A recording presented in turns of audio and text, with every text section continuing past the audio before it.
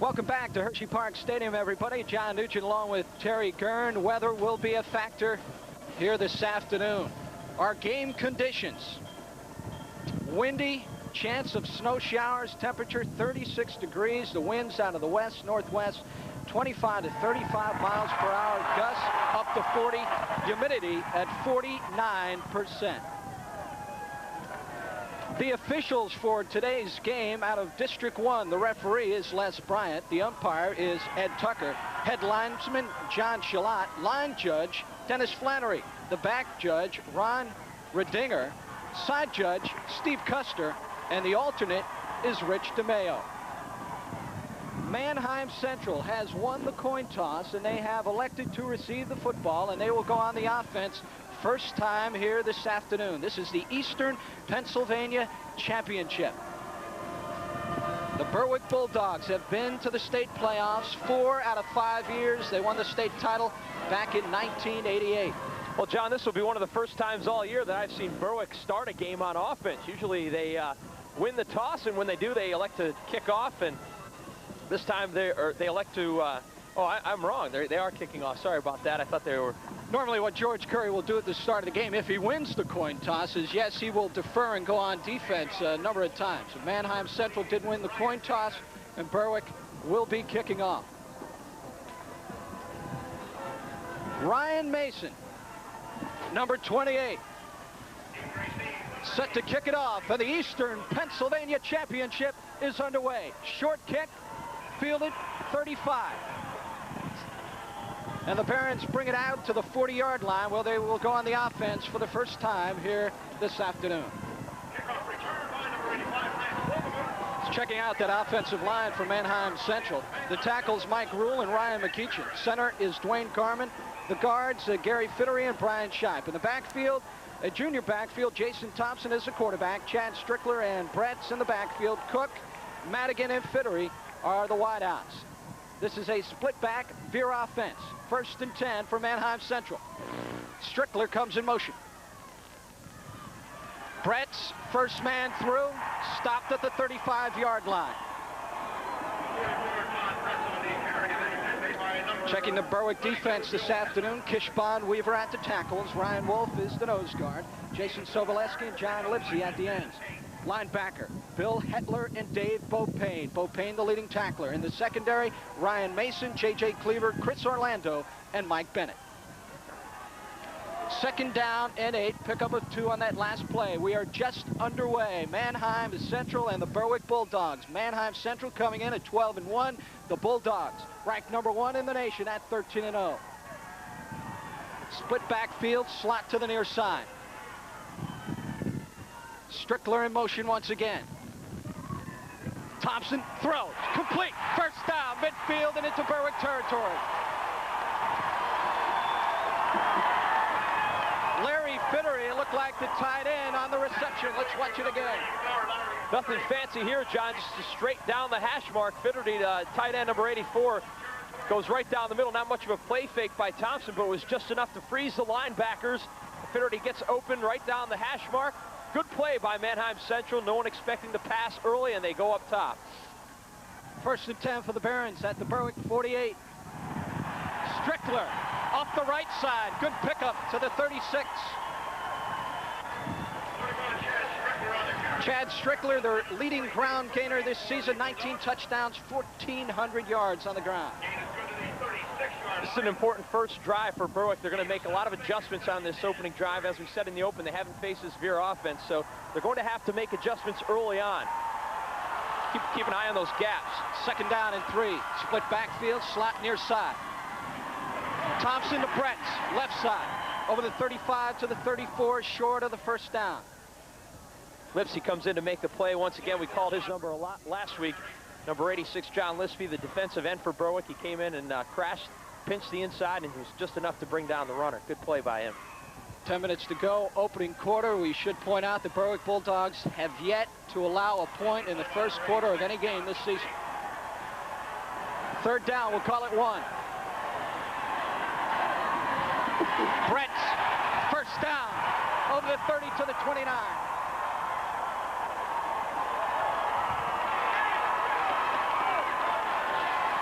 An impressive opening drive. Let's watch it again. Well, Berwick has faced some very good backs this year, but I don't think they've faced two guys like Brett and Strickler. These two are bruisers, and they come right at you. Just nothing fancy here. They go straight up the middle, the straight handoff right off guard between the guard and tackler. Strickler breaks the first tackle and gets some extra yardage on the second effort, enough for the first down. Impressive opening drive by the Barons. Thompson rolling, throwing, high pass, incomplete. Cook, the intended receiver. I tell you what, he had him wide open too, John. That ball sailed on him. That's the first example of the wind taking over.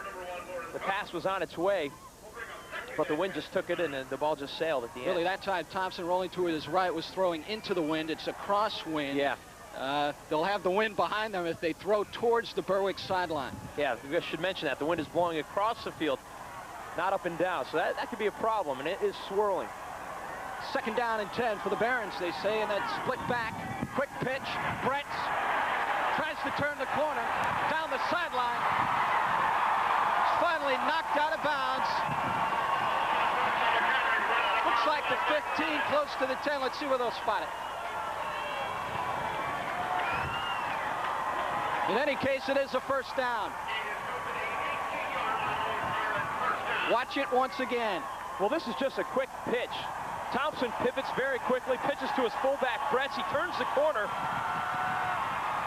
Now, Randy Weaver was there. He missed the tackle in the backfield. Thompson, the option to the 11.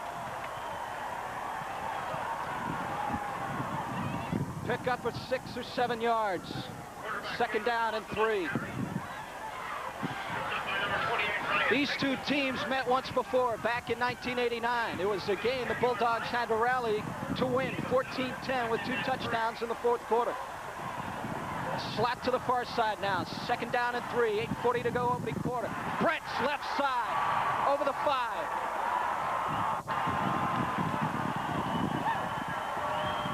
And it's another first down, first and goal from the 5. I'll tell you, John, what Berwick is giving this team right now is confidence. It's not what they want to do here.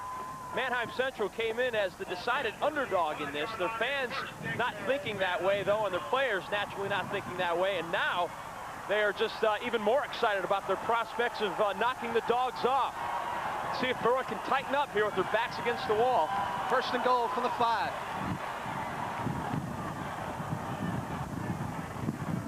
Brett's inside, nothing there. Second and goal. Some strange motion on that play. Berwick was there to shut it down right in a hurry. The Barons advanced to this game by defeating Conestoga Valley last week. Right now, we want to check in with Kevin Jordan. Kevin? John, down on the sideline, there's already been an injury for Berwick. It's Bill Hedler, the middle linebacker. He is back in the game. They've retaped a left ankle that he twisted, but he is favoring that ankle. Berwick needs him on defense. Second and goal. Thompson to throw to the end zone. Incomplete. Great coverage that time. Orlando and Bennett both there, blanketing the receiver. It's going to be tough to pass on Berwick down here because their defensive backs are very strong. I think Manheim Central would be better off if they just stuck to the running game down here. Thompson has thrown for over 1,100 yards and 9 touchdowns this season.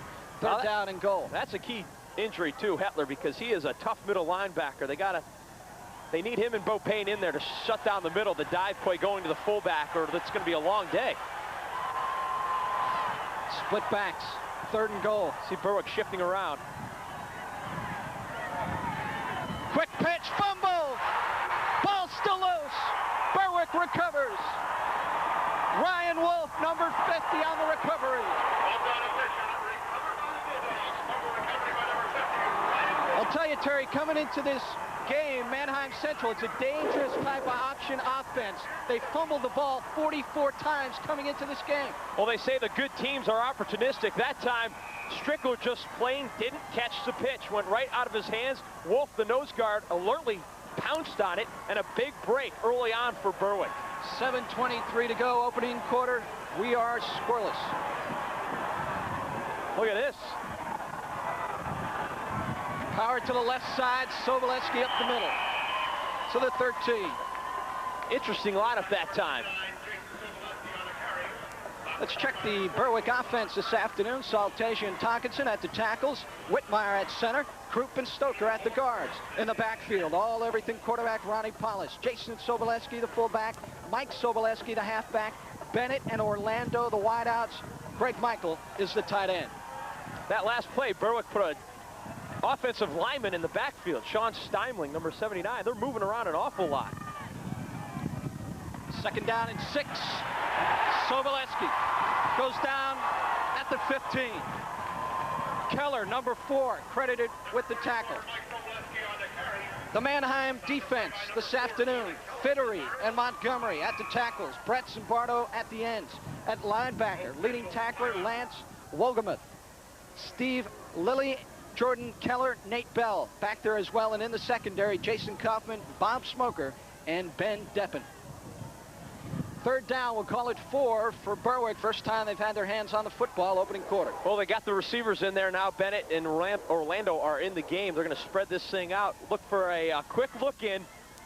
A real short pattern. Obviously, you're not going to want to go deep too often this afternoon unless this wind dies down.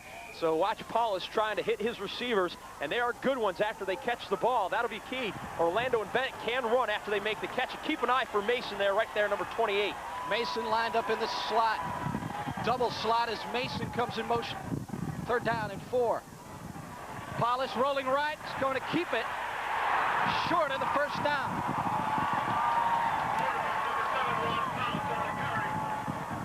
Fittery, number 73, credited with the tackle. 4th down and 1. There you see George Curry in his 22nd year.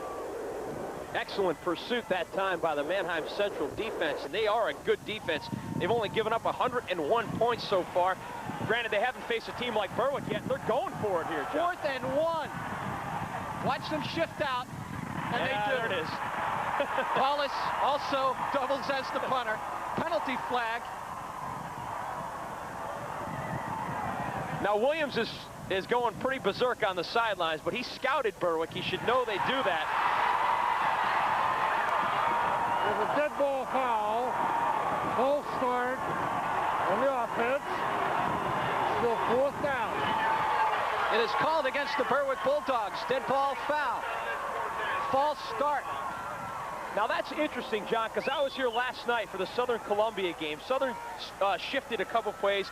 They called the penalty on them as well, and the Southern coaches were going berserk on the sidelines. I don't think they're used to that kind of stuff.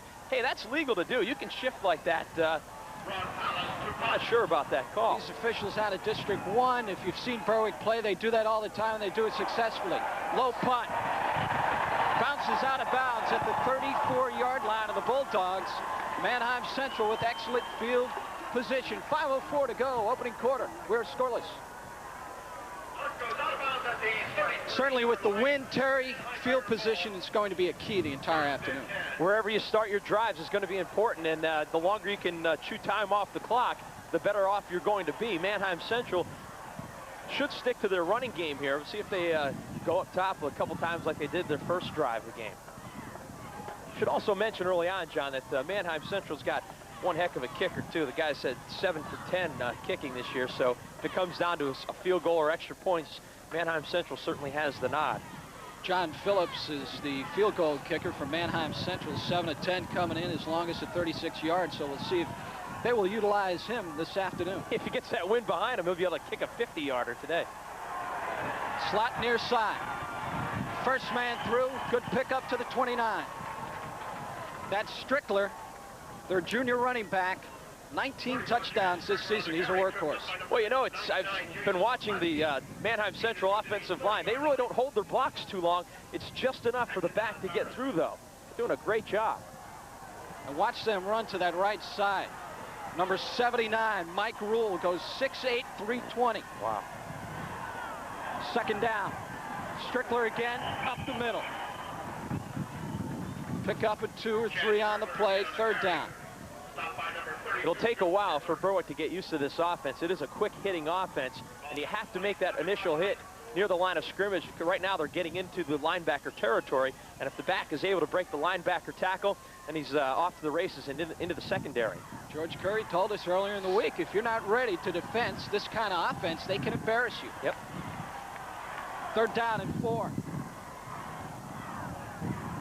Thompson audibilizing at the line. Miscommunication on the snap. Penalty flags. That should be on Manheim. The line went, but the ball didn't come up to the quarterback. It's like everyone had one count and the center had another. We have a dead ball foul. False start on the offense. It's still 3rd down.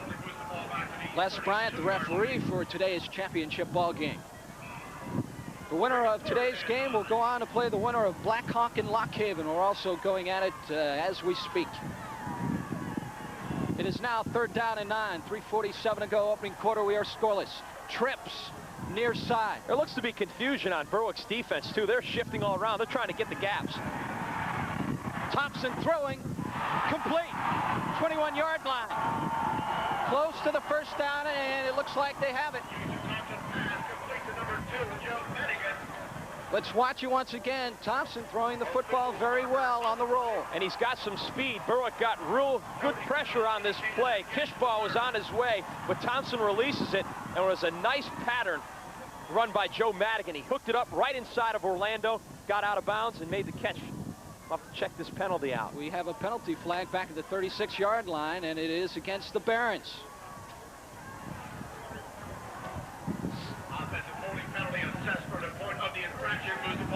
Holding on the offense. It's still 3rd down. It's a 15-yard penalty from the point of infraction. Ball now spotted at the 46-yard line of Berwick. 3rd down, we'll call it 23. Oh, we said it before, John. You don't beat Berwick by turning the ball over and having a lot of penalties, and Manheim Central is no exception. They have to keep that intact today, or Berwick will definitely take advantage. Trips to the far side, wing to the near side. Thompson, quarterback draw. 40, 35. 4th down. That time you had a situation where Bo Payne, the middle linebacker, was so concerned about the fullback because that's his man. He's got fullback responsibility that he totally went with Brett's. That made it wide open for the quarterback. Watch it once again, Thompson. This was a design play. Great call by Thompson. He sees the middle wide open. Bo Payne is to your right of your screen. He goes with the fullback. Look, it finally gets into the picture 7 yards too late. Jason Thompson also doubles as the punter. He's back at the 49-yard line. Mason and Orlando back deep. And look at that kick. Tell me the wind didn't have an effect on that one. Right out of the end zone, and the Bulldogs will go on the offense from their own 20-yard line. 2:22 to go. Opening quarter, and we are scoreless. Watch this punt once again.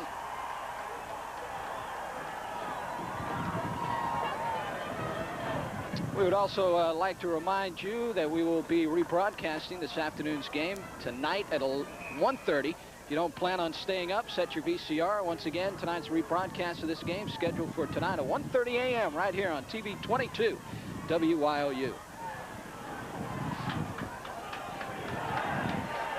It was a bad snap, too. Good pickup by Thompson. That ball had hit the ground and then just booted away. It was Berwick.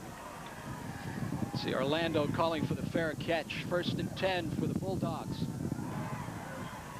Paulus keeps it, fakes the end around. The Barons didn't fall for it, no gain. Brett's number 44, the defensive end, held his position and put Paulus down at the 20. Looks like Manheim Central did their homework, John. They defending this Berwick team better than anyone I've seen all year. They're really containing Paulus, try to keep him in that pocket. They know he's going to have trouble passing today, so they don't want him attacking the corners and running with the football because he's just as dangerous in that aspect of the game. 2nd and 9. Double slot for the Bulldogs. Paulus rolling. Complete at the 40. This is Bennett. Out of bounds at the 47-yard line of Manheim Central. Great play by Paulus. He waved to Bennett, waved him upfield, said go up the sideline, and then he hit him. Well, here's Paulus here. He's going to roll out, and Bennett on the sidelines just hooks it up, and it takes off. Bennett, what a big play guy this kid is. 1st and 10 for the Bulldogs.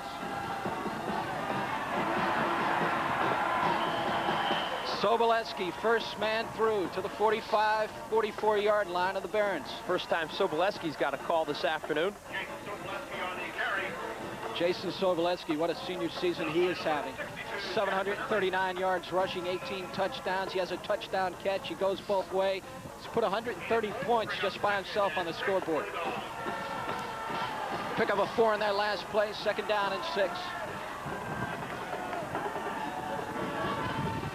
Paulus with the fake. Has a little bit of running room to the 40-yard line. Boy, George really has Ronnie on the run this afternoon. He's rolling out nearly every play. He's normally a straight drop-back type quarterback, but this time he's attacking the corners and doing a pretty good job of just wanting to run the football. Ron Paulus over 500 yards rushing this season. Tony Ball came loose as you watch the replay, but luckily for the Bulldogs, it went out of bounds. Saltasia pulling on the play, really had no one to block. It will be 3rd down and 1. The ball just inside the 40-yard line. 52 seconds on the clock. It has stopped. There is an equipment repair going on in the Bulldog huddle right now. Ronnie Paulus working on his helmet. Of course, the question that will be answered in the months ahead, where will Ron Paulus go to college?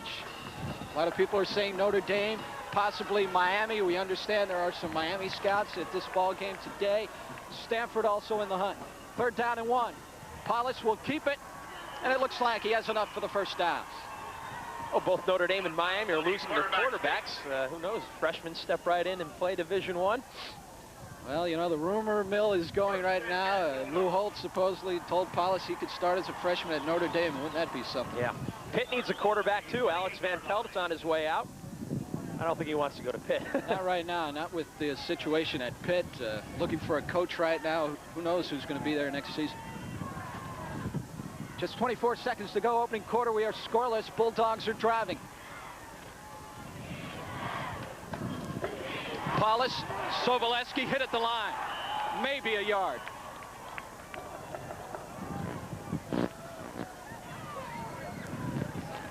Just 6 seconds to go, opening quarter. This is the Eastern Pennsylvania Championship. The first quarter is now complete. Manheim and Berwick are scoreless. We'll be back with second quarter action right after this. Welcome back to Chocolatetown, USA, as we move into the second quarter. Berwick and Manheim Central are scoreless. The Barons with the best of the first quarter, I would say. Well, Berwick kept their first quarter shutout record intact. However, Manheim Central has shown its wares, and they are a formidable opponent for the Dogs here this afternoon.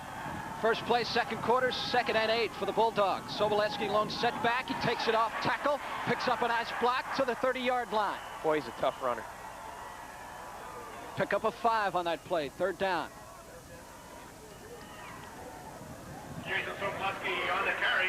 Will be 3rd down and 2. Watch it again. Sobolewski following his left side. Big Jason just following Bob Krupp, who is pulling on the play. Krupp gets out there quickly, the left guard. Sobolewski getting some extra yards on his own, spinning and getting as much as he could. Looked like that play was designed to go a little bit more inside. Sobolewski took it outside. 3rd down and 2. Real tight Power formation. to the left side. Paulus keeps it. Paulus might go. Touchdown, Bulldogs.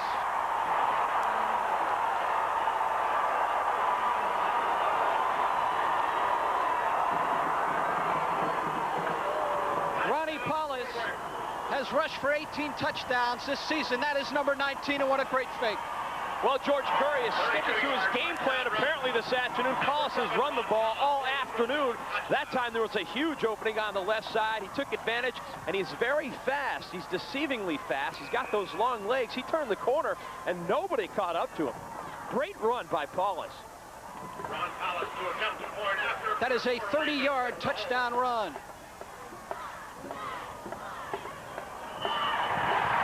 Too much time. Paulus on, kicks the extra point. Now it looks like the Bulldogs will go for 2. We have a dead ball foul, encroachment by the defense. Oh.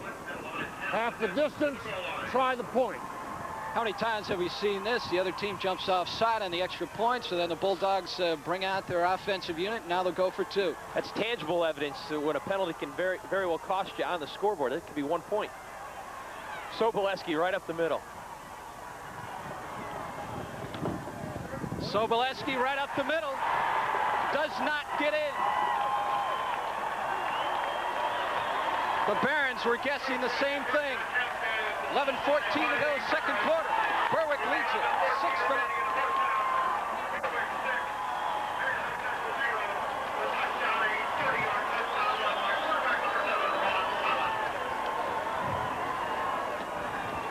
Certainly a boost of confidence for the Bulldogs getting on the scoreboard after having a shaky first quarter.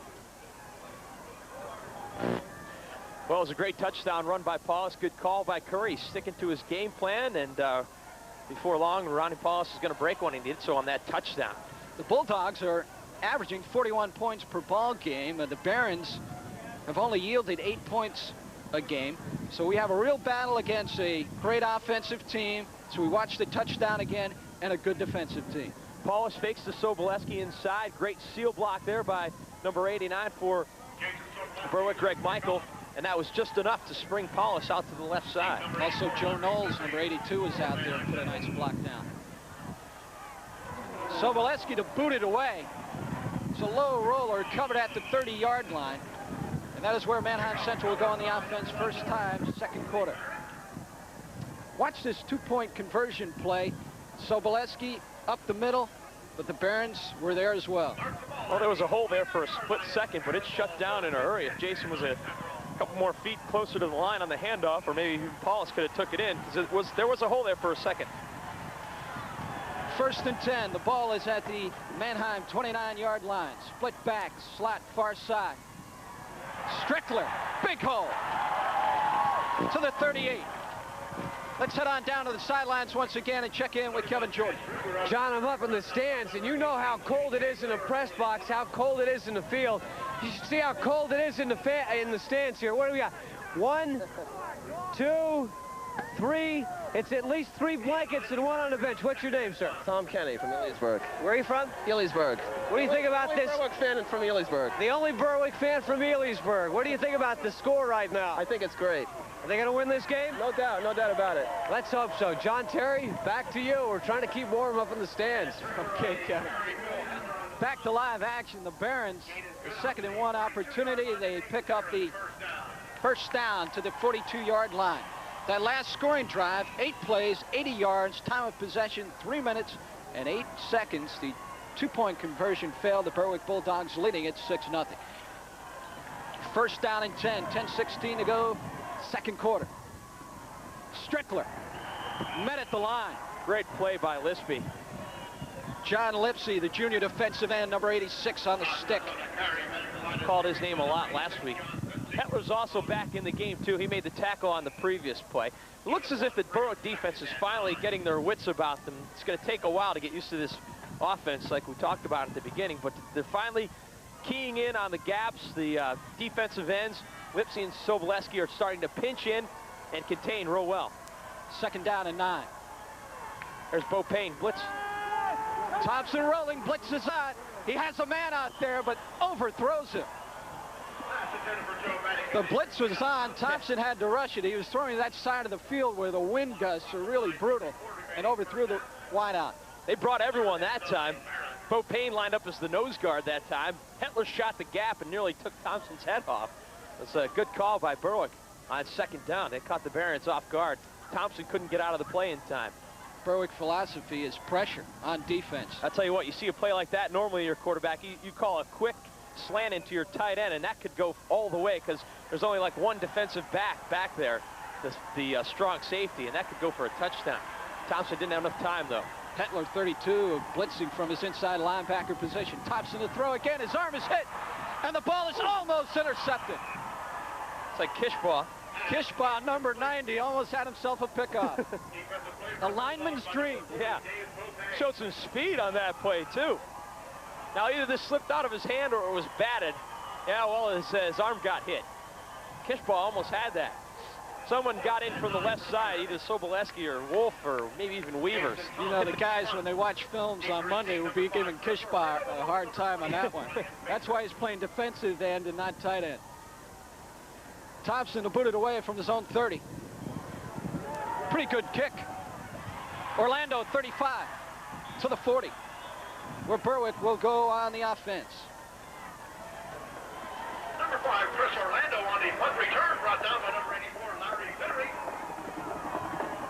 Coming up at halftime, we'll have the Berwick Area High School Marching Band, and then David DeCosmo had the opportunity to spend some time with, well, an institution around the Berwick Clubhouse. Bulldog General Manager Fritz the Catman Cercio. We're checking live with Andy Palumbo from Lackawanna County Stadium. Andy will have highlights from the AA Eastern Championship game featuring Valley View and Bermudian Springs. That's all coming up at halftime. Berwick 1st and 10 at their own 39. Slat to the near side. Paulus rolling. The blitz is on. I saw that. Complete. First down. Soboleski. Well, Greg Michael, the tight end. Was that Soboleski No, or Michael? Soboleski lined up as a tight end, and you just knew Berwick was going to go to him that time. They took everyone out of the backfield, split the field wide. Everyone was so concerned about the wideouts. Soboleski snuck up there and lined up as a tight end and slipped away. The linebackers were so concerned about the wideouts that he was wide open. And Paulus was looking at him all the way. And the blitz was on. Paulus had all he could do to get that football away. It was the perfect call on the perfect play. First down and 10. Ball at midfield. Paulus to throw again. Incomplete. Boy, Orlando, the intended receiver. he put such nice touch on the ball, even when it's windy. That was a good pass. Got it in between both the defensive, the safety, and the cornerback on that play. Just went a little wide and sailed out of bounds, but a good pass by Paulus. Second down and 10, 8:29 to go. Second quarter, Berwick leading 6-0. The wind seems to have died down just a little bit too, John. Look for Berwick to keep chucking it up. The wind at 25 to 35 miles per hour, wind gusts at about 40. Second down, slot near side, Paulus over the middle, complete. Greg Michael, the tight end, to the 40-yard line, short of the first down. Initial hit made by number 4, George Keller. For Michael, who is an excellent blocker, this is his first reception of the season. That's interesting. Michael gets his first reception of the season. With all the great wideouts for Berwick, you really don't have to go to your tight end, but Michael is there cutting across the middle. Well, this is the kind of day you want to go to your tight ends and your backs, so Michael may get a couple more catches before this thing's over. A short passing game. Soboleski up the middle. First down and plenty. Fullback Jason Soboleski on the carry, stopped by number 85, Lance Wogelmuth. Wogelmuth, the middle linebacker, number 85, credited with the tackle. He is the leading tackler on Manheim Central. There you see Jason Soboleski. Goes about 225. Would not want to tackle that guy. He What is a big kid. Yep. Number of Division I schools are after him. Spreading First the down field. and 10. Slot near side. Paulus to throw again.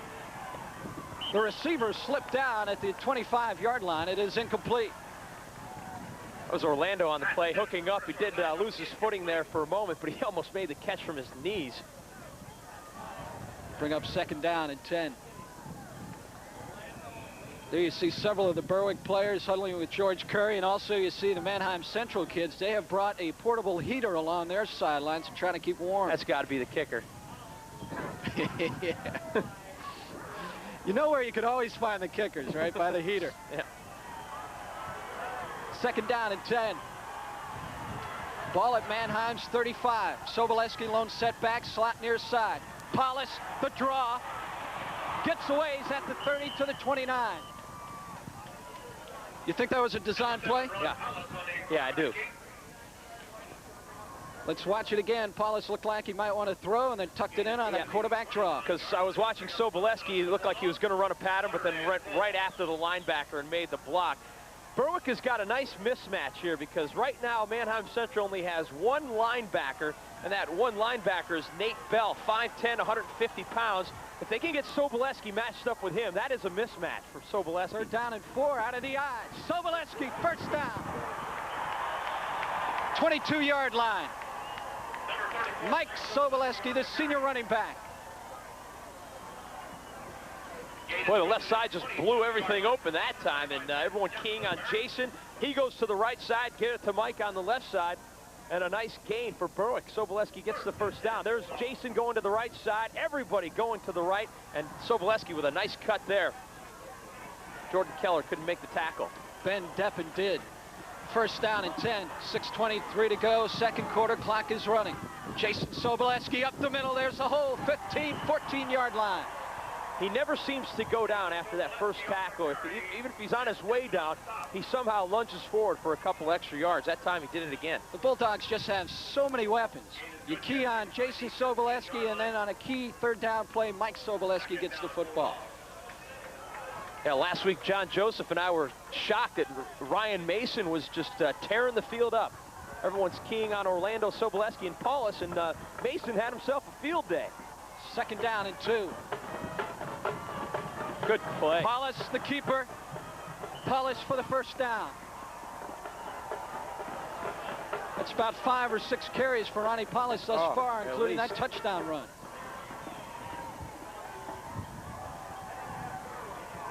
Here's a look at it from the line of scrimmage. Paulus faking the reverse there to Sobolewski. Pull the guard to the right side, and Paulus brings it around the left for a pretty decent gain. At 6'3", 215, Paulus coming at you is a load as well. Now they can still get a first down here, and so they don't have to score. They can get a first down at about the 6-foot line. 1st and 10, slot near side, Sobolewski. Oh, at man. the 2-yard line. Half the Manheim Central defense on the tackle. Put some reins on that boy. He's a horse.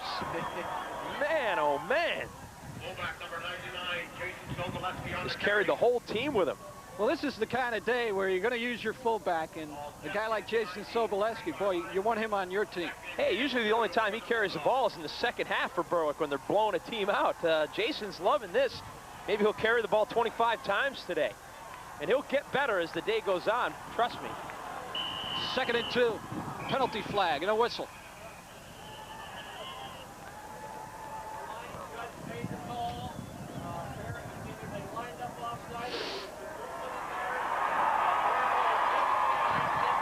Let's wait on the call.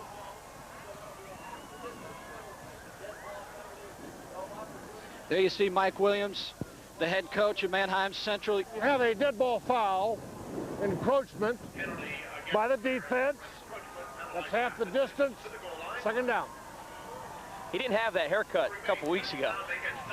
In fact, you saw him last week, and he didn't have that haircut. He's in his 12th year as the head coach at Manheim Central. Half the distance to the goal. 2nd down and 1. Sobolewski at the goal line. Oh, he definitely has the first down. So they're going to have 4 plays to punch it in here. Manheim Central with 3 penalties, 20 yards. Berwick just 1 for 5. There you see George Curry calling the offense. They'll have 4 cracks from the half-yard line to get into the end zone. Oh, they're not giving it to him. Maybe they should definitely bring the chains out to measure here. But it looks like he's got that first down. Now the kicker has brought a couple of the other guys over to the heater as well. Look what I found. Said, look what I found over here, guys. They are bringing the chains in, and they will measure. Well, you know, John, we've lucked out the past few weeks. We haven't been caught up in November football at all. So I guess we're getting our just desserts. Jeez, it's cold today. Berwick still needs a couple more inches to go for a first down, so we'll call it 3rd and 1. 4 minutes, 12 seconds to go, second quarter. The Bulldogs are looking to add to their 6-0 lead. They're coming off back-to-back shutouts in the Eastern Conference playoffs. They have one going today. Sobolewski. Touchdown, Bulldogs. Touchdown, Berwick. 1-yard touchdown run by number 99, Jason Sobolewski for the Bulldogs. Touchdown. Touchdown number 20 on the season for Jason Sobolewski. Well, they'll definitely go for 2 here.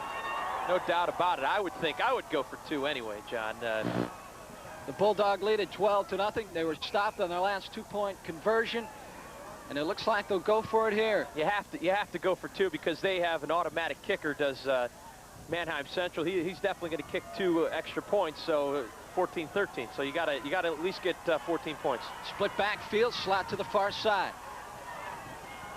Mason in motion. He's got Wallace to throw. Wide open. Soboleski. Bulldog lead now at 14-0.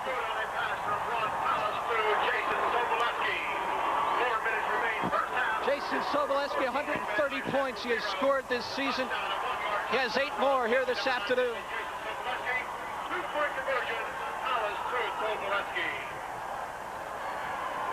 4 minutes to go. Second quarter.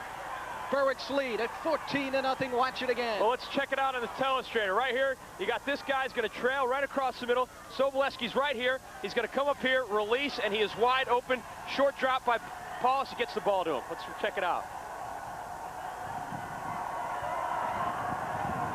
There's the... Okay, this was the touchdown. That was the dive play. That was the dive play. On the 2-point conversion is what Terry's telestrator was a diagram for.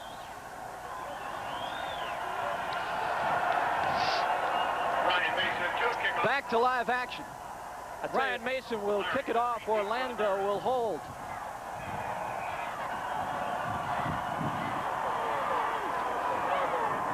Short kick. Still loose at the 10. And the Barons in all kinds of trouble. They'll go in the offense from their own 13. Well, if we can, we'll try to get a shot of that extra point because that was a great play. The touchdown, just a straight plunge up the middle by Soboleski. It was a great call on that extra point, and that's going to be a key play in this ball game because they needed those 2 points. And all of a sudden, the momentum has shifted. Let's watch that 2-point conversion once again. Now here you got Orlando. He's going to come across the middle. Soboleski here is going to release.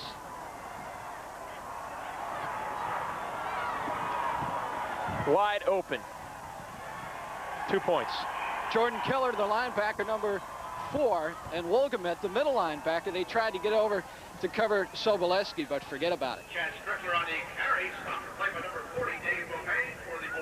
Soboleski is going to be key this afternoon in that offensive attack because just due to the fact of the weather so bad. That last scoring drive, 12 plays, 61 yards, time of possession 4 minutes. The end result, a 1-yard touchdown run by Jason Soboleski. Officials timeout down on the field. Right now, let's check in with Kevin Jordan. John, I don't need to tell you how cold it is here, and obviously it's a factor in the game. And Kristen Anderson, who's captain of the Berwick cheerleaders, how are you folks keeping warm down here? Oh, you know, jumping, keeping the spirit alive. And you came up with a new cheer, right? Right. Let's hear it. All right. Go, John! Go, Terry! Go, John! Go, Terry! Go, John! Go, Terry! They have a Go John and Go Terry cheer. I'm going to get them to work on their Go Kevin cheer. Back to you guys. Thanks, Kevin. And check on those earmuffs as well. On that last play, the Bulldogs coming on the blitz, and Thompson took a lick. He absolutely got crushed and didn't even see it coming. Right when he makes the turn, I'm not sure who made the hit. I think it may have been Soboleski or Kishbaugh. We'll have to try to get another look at it. Could have even been Bo Payne on a blitz, but now there's Bo Payne, number 40. Now watch, coming from your left side, it's going to be a white blur coming into the screen, and I believe that was Kishbaugh, number 90. Wow. Thompson is still down. Kishbaugh having quite a season. 13 sacks coming into this ball game. Technically, he wasn't blindsided because it was coming to his face, but as soon as he turned, Kishbaugh was there, and that's just as bad as getting blindsided because he took it right in his face, right in the front side, and got laid Jason out. Thompson, a junior quarterback, not a big kid, goes 5'10", 160 pounds. So you have Kishbaugh coming at you. It's going to hurt. John, we should add, too, Thompson, Bretz, and Strickler, the main guys in this offense, are all juniors. The 2 running backs and the quarterback, all juniors. So this team's going to be around for a while. 3rd down and 8.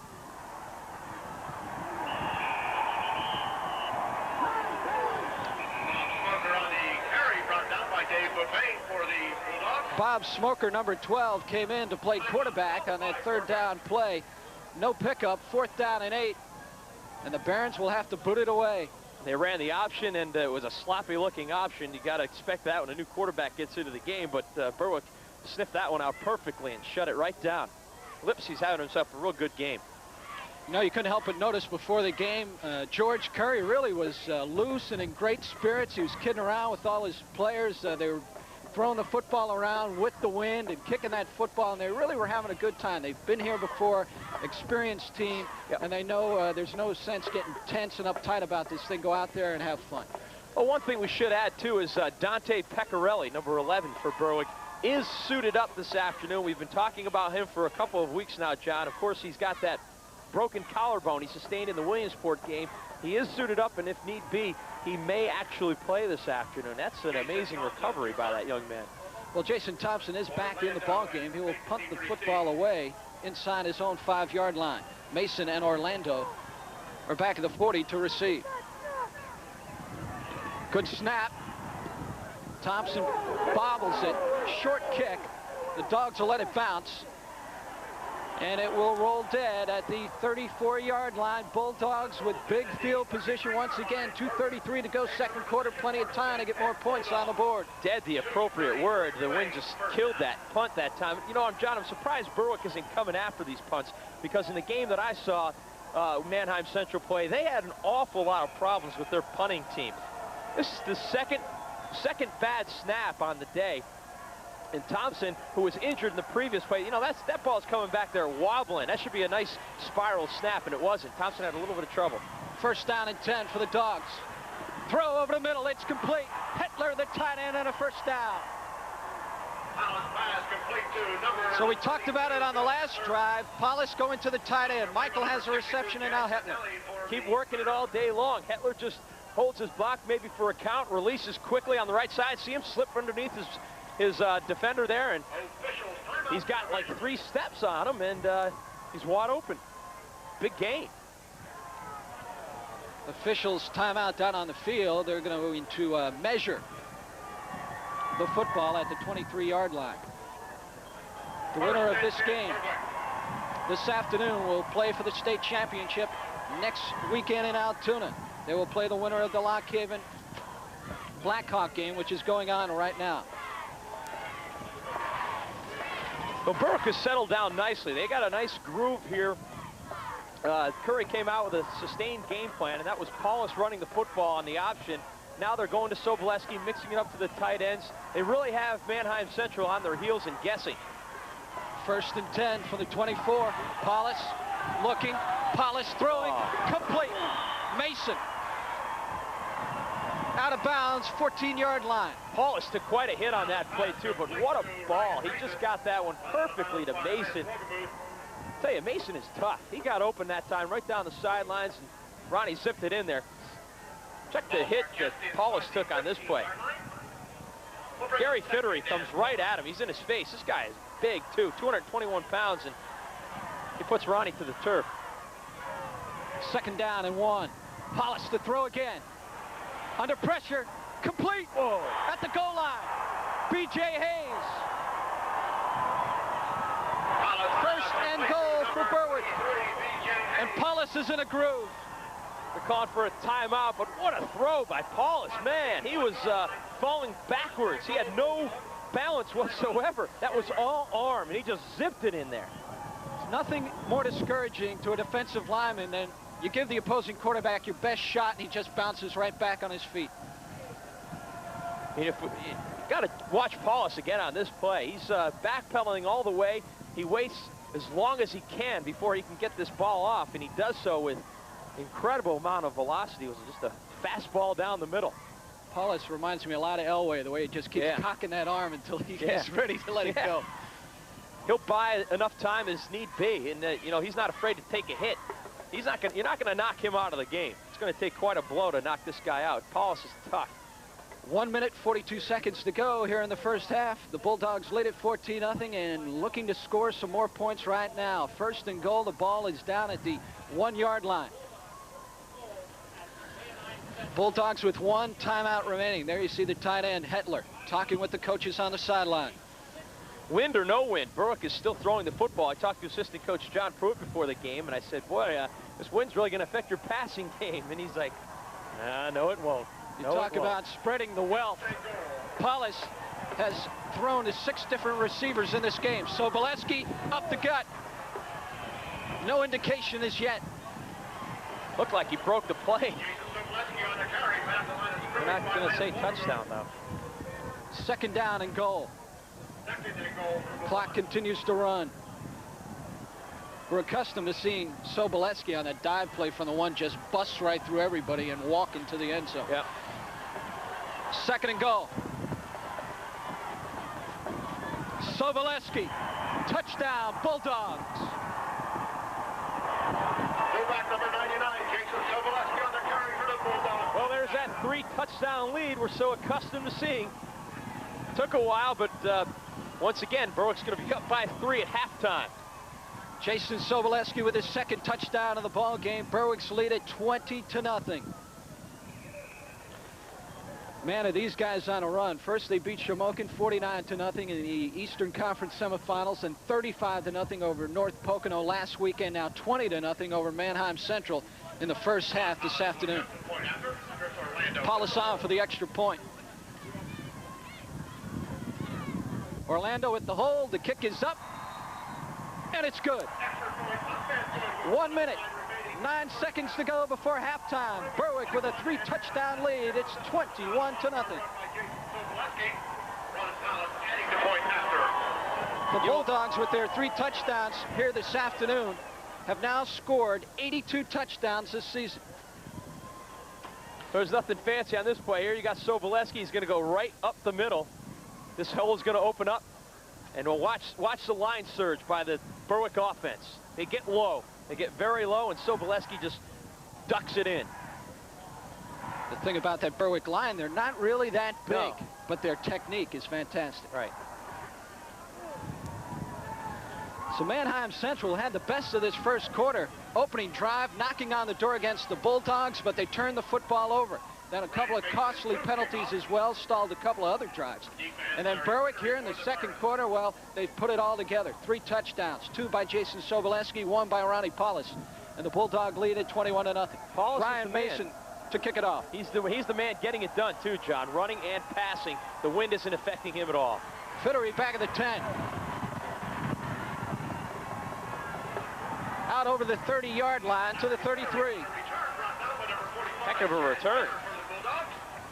That last scoring drive, 5 plays, 34 yards, time of possession, 1 minute, 21 seconds. Jason Sobolewski with his 2nd touchdown of the game. You know, John, I always say it, I'd want to see Paulus in a 2-minute drill. We haven't been able to see him in a 2-minute drill all year long because they have such a big lead. That was kind of a 2-minute drill the last drive because the clock was running down, and boy, he can really kill you. He can The get Barons it done better be quick. careful here. If they play it safe, Yeah. Berwick gets the football back, they'll go for more. Oh, sure. Thompson to throw. Complete far sideline. Mason on the tackle. Madigan on the reception. 2nd down. Brought down by Ryan Mason for Berwick. Right now, the Barons, I'm sure, want to get into the locker room and regroup. If they can at least gain 40 yards, get down near the 20, they can at least attempt a field goal. They have to get that goose egg off the board before halftime. There you're taking a look on the Berwick sidelines. That's number 72, Tony Saltation, the senior lineman. They're checking his right knee. He's tough. Back to live action. Thompson throwing. Incomplete. Totally sailed on him, John. He's throwing to that side of the field where the wind is coming at him. Bring up 3rd and 5 with 11 seconds remaining. Well, they're going to be faced with that all afternoon in the second half. Down by 3 touchdowns, they're going to be forced to throw the football. Watch it once again, and if you think about all the Berwick passing plays, they're either to the middle of the field or to the far sideline. This time, Thompson throwing right into the wind. Look at that. That just keeps going. Ball got higher as it kept going. 3rd down and 5. 11 seconds to go before the halftime. Thompson setting up the screen. Middle screen. It's complete. Mason with the tackle. And the first half has 2 seconds, just 2 seconds on the clock. I'm not sure what happened to Bill Hetler on that play because he was right there to make the tackle, and he was waving his arms. I don't know if he was mad at himself, if he slipped, if he got held or what, because he was right there to make the tackle. This was screen all the way. Got away, yeah, got away. It was just a simple middle screen. Maybe a little late there, but... well, the Bulldogs, they know they have Thompson hurting or taking their shots. This is Fittery, the tight end. Kind of just lost his balance. Bo Payne then didn't have enough speed to catch up, and it was a decent gain there by Manheim Central. They're going to take a shot at the end zone at least here with a couple seconds remaining on the clock. We talked about what a fine field goal kicker they have in John Phillips. His longest of the season, 36 yards. Who knows what could happen in this win? Yeah, they're not in field goal range. They're not even Morton Anderson's field goal range. They're going to have to take a shot at the end zone. Well, they have called a timeout. This is where you see some of those junk plays. Maybe the old hook and ladder. Right. Anything you can draw up in the dirt out there to see if you can get it into the end zone. There you see part of this large Berwick contingent. They made the 2-hour ride this morning. I would guesstimate 4,000 to 5,000 Berwick fans here for this ball game. Trips to the near side. Final play, first half. Thompson completes it, big stick. B.J. Hayes on the stick. And that concludes the first half. It's the Eastern Pennsylvania Championship. Berwick leading Manheim Central 21-0. We'll be back with halftime activities right after this.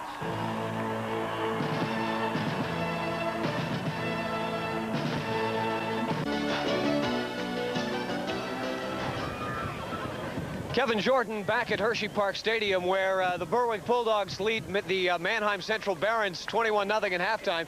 Here's Manheim's coach, Mike Williams. Coach, 21-0, the first quarter scoreless. Your team seemed to be able to move the ball on Berwick in the first quarter. Second quarter, a different story. Well, Berwick's a great football team, and that's the story of the game right now. We're getting beat by a much better football team, more intense and more hitting going on. We're making a number of mental mistakes, and could be the intimidation factor. But we've made a share of mistakes in that first half to last us a season. But right now, Berwick's a better football team. They're playing well. Coach, you thought early when I talked to you before the game that the passing wouldn't be a factor in this game because of the wind. Well, Berwick is doing a pretty good job with the passing game, and right now it's awful tough when you're into the wind. They couldn't do much in the first quarter, and we couldn't do much in that second quarter. The wind is just so severe, you know, you really can't throw more than about a 10-yard pass into the wind. Okay, Coach, good luck to you in the second half. Thank you. Coach Mike Williams of Manheim Central. I'm getting blown over by the wind, John. Give you an idea how bad it is down here. John Terry, back to you. Hang on. It's pretty tough up here as well.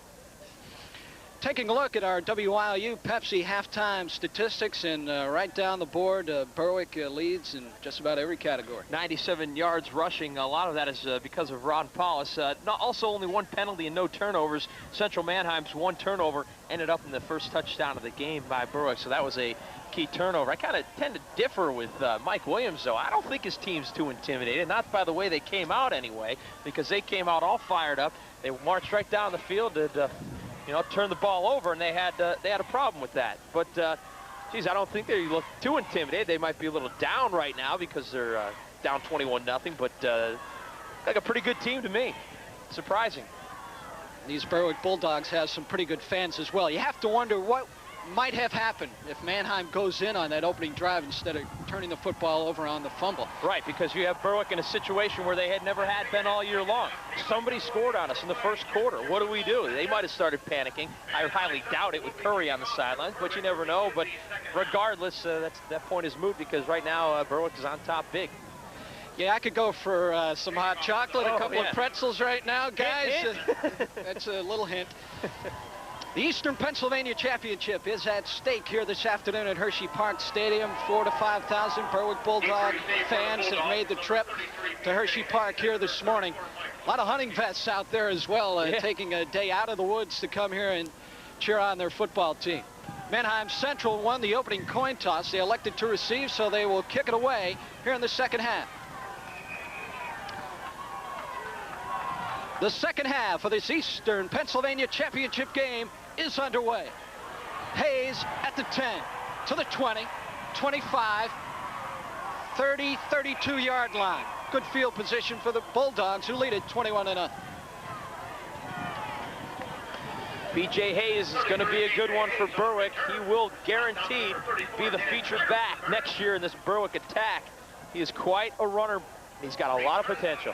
22-yard kickoff return by B.J. Hayes. He had a key reception in that first half that put the ball right on the Manheim 1-yard line, and then Sobolewski took it in for the touchdown.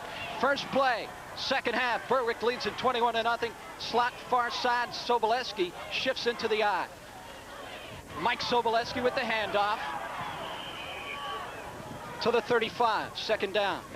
Tony Saltasia pulled down the play, and Sobolewski just said, get going, big guy. I'm right on your tail. Good to see Saltasia starting off this third quarter. He was on the bench late in that first half, and they were looking at his right knee. There he is pulling from the left tackle position, and Sobolewski ducks it in behind him for a couple of yards. Week in and week out, George Curry, when talking about his ball club, will always mention the name of Tony Saltasia and the blocking that he's done. Yep. Mason now in the eye, and the handoff. Nice hold. He's at the 40. Could have the first down. Let's see where they'll spot it. Well, once again, Berwick got in a good situation. Manheim Central called the blitz that time. They picked it up nicely. The back got by the linebackers before because they got caught up in all the mess in the line of scrimmage. And they got into the secondary. Ryan Mason is a great story. Here's a kid who played football with just about every member of this Manheim Central football team through the Pee Wee leagues. He is from that area. He went to school with all these kids, and then his family moved to the Berwick area 4 or 5 years ago. And now he's on the other side of the line of scrimmage. That must be a strange feeling for him. Playing against guys he knows. It is a first down for the Bulldogs. Well, I got a feeling they're just going to grind this out. They're going to see if they can chew up much of the clock in the third quarter, get a 4th touchdown, and really ice this thing. First down and 10. Ball at the Berwick 40-yard line. Trips near side. Sobolewski over the 45, 46-yard line. Pick up a 5 on the play, second down. Jason, buckle in, pal. You're going to get a lot of work. You know, a lot of these scouts come to see Ronnie Paulus, and then they see Jason Sobolewski. And I'll tell you what, their eyes are bugging out of their heads. Second down and 5. This time a double slot. Mason comes in motion. Shifts it to the I. Mason with his second carry. And loses about a yard. Kevin Jordan is in the stands with a very special guest. Kevin, take it away. Okay, I'm here with the coach of the Miami Hurricanes, Dennis Erickson. Coach, what do you think of this football game first? Well, there's 2 good football teams and 2 good programs playing, and it's fun to be in Pennsylvania, and I'll tell you, the enthusiasm of the crowd is really special. No doubt you're taking a look here at Ron Paulus. Well, I can't talk about recruiting over the air, but I'm here to watch the game, yeah. What do you think of Paulus as a quarterback? Well, I can't talk about anything like that. Okay, I understand. Okay. How about this weather? I like the weather, but it's a little nippy. Coach, thanks very much. All right, thank you. Coach Dennis Erickson of the Miami Hurricanes. John, he knows a little bit about football, too. And the weather, because that's quite a tan Mr. Erickson has as well. Hey, he just came up to see a good football game. There weren't many going on this weekend in Florida, right? Sure. I'll trade places with him. No doubt he's looking at Paulus. I tell you what, any doubts that Paulus was a Division I quarterback, they should be put to rest now. Dennis Erickson in the stands. It's quite a testament. Back to live action. 4th down and 6 for the Bulldogs. Now they shift into punt formation. Nobody jumps. Paulus will boot it away. Good kick into the wind. Hits at the 30, gets a roll, goes out of bounds, 25-yard line, where Manheim Central will go on the offense in the third quarter. 8:53 to go. Third quarter, Berwick leading it 21-0. Good stand by Central Manheim. Kind of lax on that punt, though. They were laying back. Ronnie could have took forever back there to boot that one away. Maybe he could have ran with the ball. I mean, Manheim Central was just walking towards him. Getting back to Miami head coach Dennis Erickson, he was not dodging Kevin Jordan's questions. There are NCAA rules where they cannot talk over the air with radio broadcasters, TV broadcasters, etc., about why they're at a particular game and about recruiting and about specific recruits. Good try, though, Kevin. Oh, you know, he'll try. Strickler on that last carry, pick up a 7 yards, 2nd down and 3. Well, obviously, he's impressed with Ron Powell because he's here. He traveled all that distance. He wants to see him firsthand. And he's seeing him in adverse conditions, too. So I've got to think his report right now is going to be positive on Ron with all he has done so far this afternoon with the weather conditions. Uh-oh. Fumble.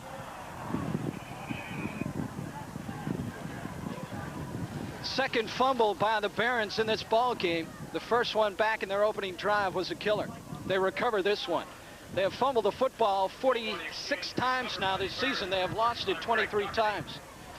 Craig Doherty that time on the handoff couldn't find the handle. Stickler fumbled earlier in the game. There you see the wind really kicking up now at Hersheypark Stadium, and there is no sign of sunshine, just to let you know. 3rd down and 5, 7:49 to go, 3rd quarter. Split backfield. Thompson will keep it, cuts it up over the 35, 36. He has a 1st down.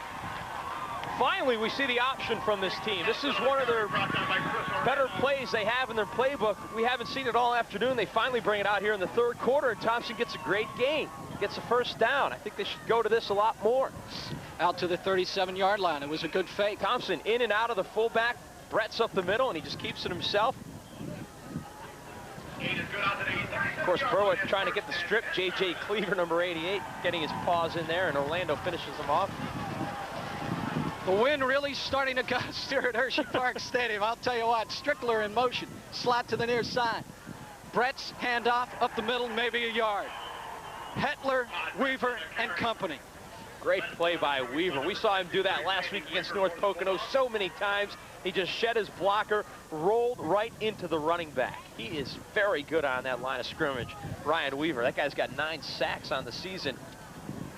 Phenomenal front line. We were talking earlier about the weather conditions here.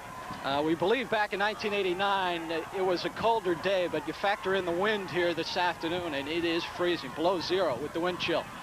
Thompson rolling right, throws, incomplete. Good stick by Ryan Mason at the 40-yard line. Good timing by Mason. Jordan Keller, the intended receiver, he was slow to get up. 3rd down and 9 now. If you catch the ball on the Bulldogs or try to catch the ball, you're going to pay for it. Manheim Central going to the pass here on 2nd down. I'm not sure with that call because the ball has been sailing all day on Thompson as it did there. I think they're better off just sticking to that option and going with what got them here. There it is. Brett's up the middle. He's stopped. Bo Payne, number 40, on the stick. 4th down. Bo Payne is a real unsung hero on this defense. He is only a junior. He leads the team in tackles. Does not play both ways. He just plays defense. He is a quintessential linebacker, and he is the heart and soul of this defensive team. Dave Bo Payne, he's had a heck of a season. Really doesn't get the credit he deserves. Jason Thompson to put it away. He's at his own 25-yard line.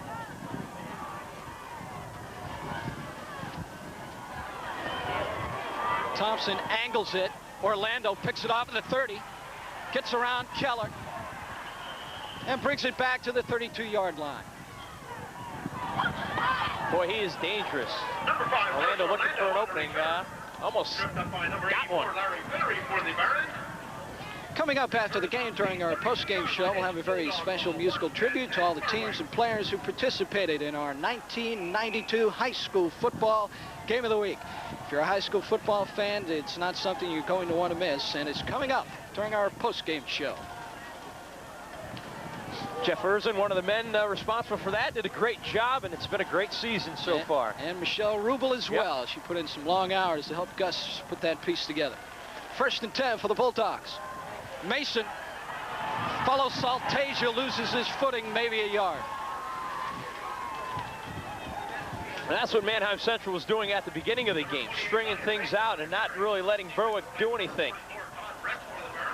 This time Berwick just tries to hit the outside, and there wasn't really too much there because Manheim Central strung it out. Great pursuit by the Barons.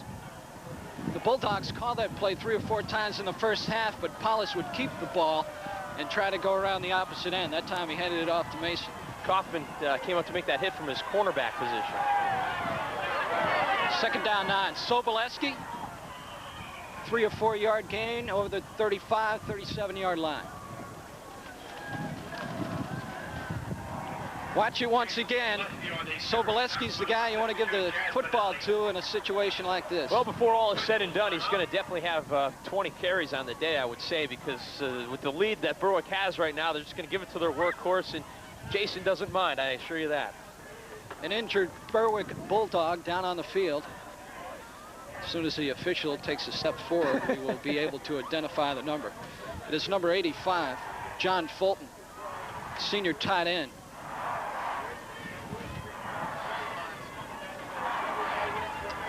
I think he just got caught up under that mass on that dive play. He limps off to the sideline, but he looks like he will be okay. Boy, the 3rd quarter has just flew by now, John. There's only 4:41 left to play. Manheim Central's going to have to go to work.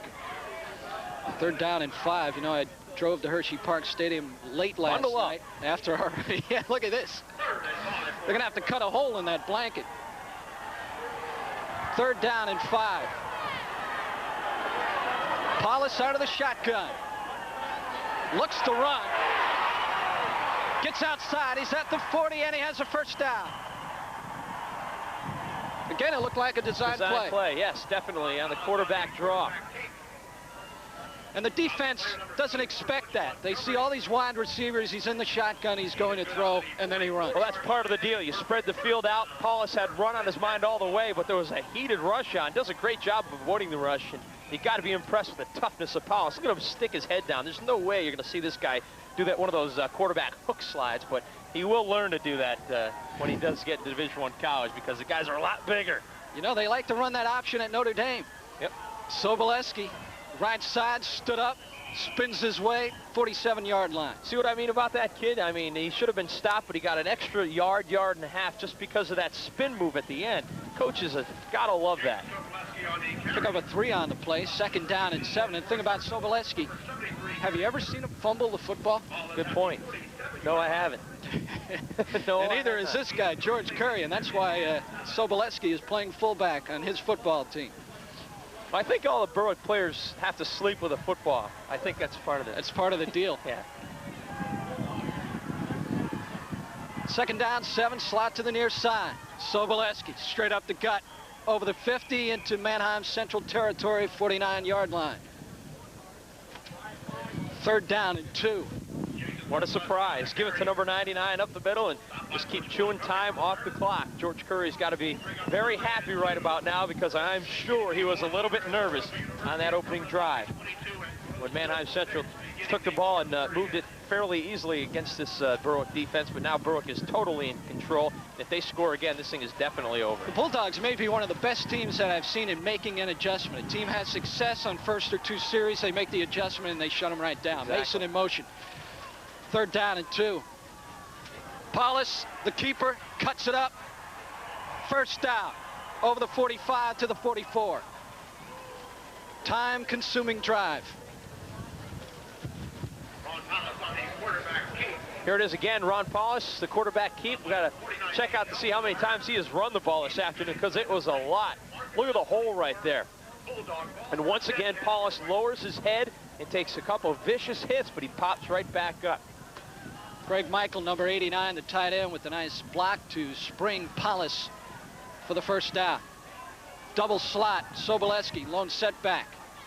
Mike Soboleski now shifts into the eye. Jason up the middle to the 40. This is not exciting football, but it gets the job done.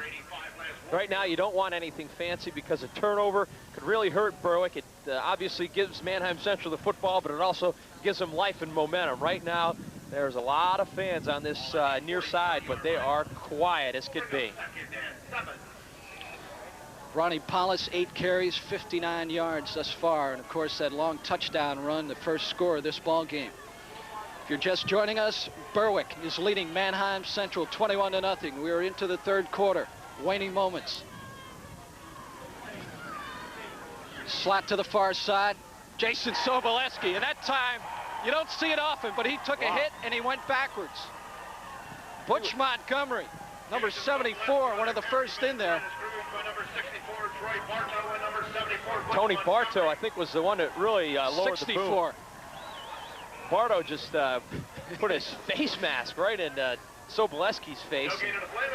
Like you said, you don't see Jason get negated too often, but he was met rudely on this play. Watch the handoff, and Soboleski goes backwards on this one. He was low enough to the ground, but Bartow was lower. You know, Bartow, not a big kid, only goes 170 pounds, but that time he really put a lick on Jason Soboleski. Third down and 7. Polish to throw, and it is complete. B.J. Hayes. 30-yard line and a first down. Nice concentration that time by B.J. Hayes. Quite the juggling act. It was. Great concentration by Hayes. Now you have Central Manheim thinking run all the way. Just a quick play action fake into the line by Paulus. Throws to Hayes. He had 2 receivers out there. Bennett was going a little deeper. Hayes just hooked it up, made the catch, a juggling catch. They got that first down. First down and 10. 18 seconds to go. Third quarter. Paulus checking the snap count. Here's where they got that lineman in the backfield. But they go the opposite side. Soboleski. Good call. Good call. The third quarter is now complete. Berwick continues to lead Manheim Central 21-0. We'll be back with fourth quarter action right after this. Manheim Central 0. Welcome back, Hersheypark Stadium. John Nugent along with Terry Gurn. Berwick continues to lead Manheim Central by the count of 21-0. This is the Eastern Pennsylvania Championship. One other score to tell you about: Valley View now leading Bermudian Springs. That's at Lackawanna County Stadium. 32-0. Andy Palumbo will have another live report from Lackawanna County Stadium and some highlights coming up on our post-game show. So I guess I should pack my bags. Pack your bags for Altoona. Hawanitz and company doing a job. Paulus to throw, goes for the end zone. Incomplete. Oh boy. Chris Orlando had a hand on it. George Curry with his hands on his head saying, oh, you should have had it. Boy. You throw that same pass play 9 more times and he'll catch every one of them. Good point. Orlando just streaks down the sidelines here. Great way to start the quarter. I mean, you get one quick touchdown, and this team is definitely done. Paulus lost it up perfectly, and usually when Orlando gets a hand on it, he catches it. What a pass. I mean, that was perfect, right over his shoulder. It's really unbelievable when you think about the win here this afternoon. Orlando should have caught that ball. He knows it. Everyone knows that. He won't drop something like that again, though. Third down and 8. Orlando coming off a 3-touchdown afternoon against North Berwick. Trips to the far side. Bennett looked like he moved. Yeah, there is a motion. penalty flag. Bennett was... The ball complete to Orlando at the 17, but Mike Bennett, the weak side receiver, he moved before the snap, and the officials caught him. Took him a while to get that flag out. I thought they were going to miss it, but they got Bennett. He started in motion, then stopped again, and he was hesitating. He wasn't sure what he was supposed to do. Officials marker on a play, penalty indicated against the Bulldogs. Illegal motion penalty. Legal motion on the play. It's on Bennett. Move the ball back 5 yards. Third down at 13 for the Bulldogs. We have illegal motion on the offense. It's third down. Motion penalty moves the ball back to the 33-yard line. Ball is moved back to the 33. Third down at 13. Obvious passing situation for Paulus. Look for some kind of crossing pattern right now. Either Mason down the hash mark, Orlando cutting across, or Bennett. 5 wide receivers in this formation. The blitz is on. Paulus holds it off. Incomplete. Paulus had all he could do to get that away. but he showed how strong he was. He stiff-armed the middle linebacker who was blitzing. Well, good call by Manheim Central that time on the blitz, because you got to do something to this kid. You got to make him hurry up. Nate Bell was coming. Bretz was coming up the middle. There's Nate Bell, number 49. He was the guy that giving Paulus all the pressure, but Paulus holds him off with his left hand and nearly completes this thing to Hetler, cutting across the middle. It is 4th down and 13. But you know, when Berwick has 5 receivers, 4 receivers out there, you better get to Paulus, because somebody is going to get open. I don't care who you have in the defensive backfield. Somebody's going to get open, and if you give Paulus enough time, he will find them. There you see Manheim Central head coach Mike Williams in his 12th season. Berwick has called a timeout. They want to talk about it. In that 3rd quarter, it seemed like Berwick had the football for quite a bit of the time. Well, they had it for 9 minutes, 57 seconds. Manheim Central for just 2 minutes and 3 seconds. Yeah, I think they only had it for 3 plays and a punt. But right now, John, I would say go for it. You got to go for it. Why, you know, why punt? Because the wind is to the back of you. It's going to go into the end zone. So it's a matter of about 10 yards, really 12 yards. They either get it on the 20 or right now where they're at the 33-yard lines. And, you know, one more touchdown, the game is definitely over. George is not shy. Last week against North Pocono, he went to the locker room up 35-0, and that was the final score, as you well know, having called that game. Yep. 21-0 in halftime of this one, and the Bulldogs looking to put a few points on the board. Back to live action. Paulus out of the shotgun. Paulus throws. Oh, complete. Orlando inside the 10, the 5, and he's knocked out of bounds. You've got to be kidding me. What a throw. Gary Fittery, number 73, in Ron Paulus's face, and he still completed it. Oh, man, what a great pattern by Orlando, too. That was just an excellent football play right there by those two, and great blocking by the line. Check out Paulus on this play. Once again, he had the time, but the blocking just broke down. Fittery comes in, hits him low, but he takes the hit anyway. Look how quick he releases that ball, and it was a great pattern run by Orlando. Defender was all over him, but he hooked it up nicely, and then he is so dangerous after he makes the catch. Back to live action. Sobolewski at the goal line.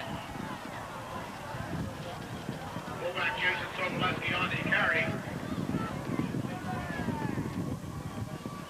Well, I think I could call this next play. Sobolewski up the middle. Yep. I can't get over that play. That was a couple plays ago. What a great pass. That was big league. Yeah, it was. If Dennis Erickson is still sitting in the stands, that's all he had to see was that pass play. Sobolewski hit at the line and stopped. But he's not giving up. Give credit to the Barons. They are not giving up either. Jason disgusted. Sobolewski on the carry. No gain in the play. Well, look for Paulus to keep the ball on this one right now. No doubt about it. They're going to go with the option. He's going to attack the corner. If he's got it, he's going to run. If not, he's going to try to get it to Hetler or maybe Mason releasing as a safety valve out of the backfield. 3rd down and goal for the Bulldogs. Ronnie will be on the move on this play. I would almost bet on it. There he goes. There he goes. You called it. Touchdown, Bulldogs. Ronnie Paulus with his 2nd touchdown of this ball game. Berwick's lead is now at 27-0. Oh, they make it look so simple. What a key on Sobolewski. Paulus will just tuck it and take it around either end. 9:58 to go in this 4th quarter. Paulus to tack on the extra point. Ron Paulus to attempt the point after Chris Orlando with the hold. Orlando with the hold. Snap is down. No, it's not. Paulus now running, looking for the end zone. Throws. No way. And it's caught. They get the 2 points. Kishbaugh, number 90. Brad Kishbaugh, a defensive end. Oh, man. I can't believe that. Kishbaugh making up for that missed interception early on in the game. He does have a good pair of What did we hands. say about his hands? Well, the thing was, Paulus threw a dart, and the ball just stuck between his shoulder pads. Absolutely. What a throw. He's like a man among boys. Here's the touchdown first, though, John. We knew Paulus was going to be on the run. He keeps around the left side, no problem. He goes in untouched. But the extra point was the real play. Boy, what a job by Orlando, too. Bad snap. He says, here, Ron, you take it. Presence of mind to pitch it back to his quarterback. It's a good move.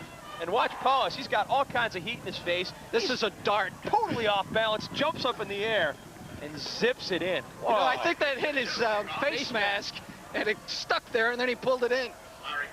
That was one heck of a play. Heads up. I mean, if Dennis Erickson, George Curry, and Ron Paulus couldn't have scripted it better, because Paulus is having himself an incredible game. Mason boots it away. It's fumbled back at the 10. And the Barons bring it out over the 20 to the 25-yard line, trailing 29-0. Give Kishball credit, too, on that play. Rather than throw a block, he said, I'm going to try to get open and get myself a couple points. He did a great job going to the back of the end zone. Check out this scoring drive. 16 plays, 68 yards, time of possession, 8 minutes, 53 seconds. Wow. End result, Ronnie Paulus's second touchdown of the game, and of course that two-point conversion, which was one of the best plays of this football game. That'll make any coach smile when you chew up that much time on the clock. The Barons give it a Strickler. He takes a nasty pop. Soboleski on the hit, 99. Now, you know, John, I was just going to talk about Strickler. We haven't called this guy's name really all afternoon. He's got 1,400 yards on the season, and Berwick has really done their homework. They've shut this guy down. Brett's also really hasn't been too much of a factor. Their running game has been totally shut down aside from their opening drive. It is tough to put together an offense when your opponent has the football for, like in the third quarter, over 9 minutes. Thompson, option, has some room over the 30, 35, 37-yard line and a first down. Jason Thompson on the quarterback case. Well, there was a little bit of confusion on the Berwick defense that time. No one had quarterback responsibility that time. J.J. Cleaver did a good job because he had pitchman. He stayed with the pitchman all the way and actually hit him, but Lipsy gets suckered in inside. See Cleaver 88, he kept with the pitchman. Bennett had to come up, and Hetler made up some good ground there to make the tackle from the linebacker position. First down and 10. That time Lipsy was a little over anxious that time. He really pinched hard. This Manheim Central team will be back. That's a junior backfield, as we mentioned earlier. Brents and Strickler and Thompson. Thompson looks to throw, tucks it in, gets back to the line of scrimmage. Jason Thompson on the counter. Let's check in with Kevin Jordan once again. Kevin? John Terry down on the sideline. They're working on Chad Fetter, the defensive back here for Berwick, number 45. He came off the field and then collapsed under the pressure of a bad left knee. They've iced it up right now. It doesn't appear that he'll be back in this ball game. They'll get him rested up for what will be the state title game next week. Thank you very much, Kevin. Slot to the far side. Oh. Thompson is nailed. Fumble. And the Bulldogs recover. Soboleski with the recovery.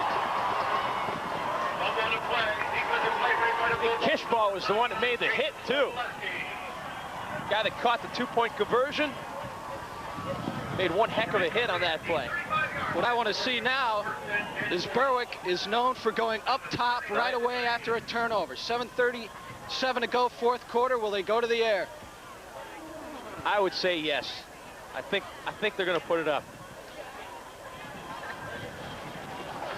Mike Williams has scouted the Bulldog team. He knows what they like to do after a turnover, but they line up with a power to the left side. Now they're throwing. Paulus, for it all. Incomplete. Double coverage. So the Barons have seen the scouting report. Following a turnover, the Bulldogs go for the end zone. I've seen George too many times. I'm starting to know what he's thinking. That was just a little deception. Put the linemen in the backfield in that power formation, everyone tight, but you have Bennett out there all alone, and they almost got open. Almost got that touchdown. Clock is stopped. 7 minutes, 13 seconds. The Bulldogs are headed to Altoona. They will be going after their second state championship. They've already set a record by appearing in the state playoffs 4 of the 5 years. Soboleski, couple of yards up the middle. 3rd down.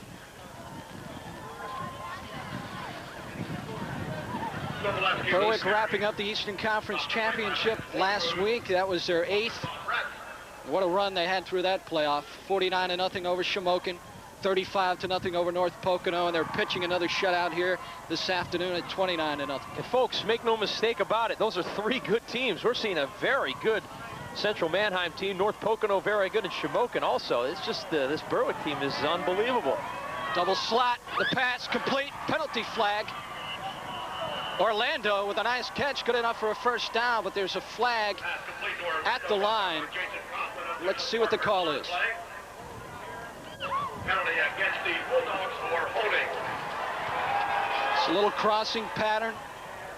Orlando, good concentration. He took a big stick.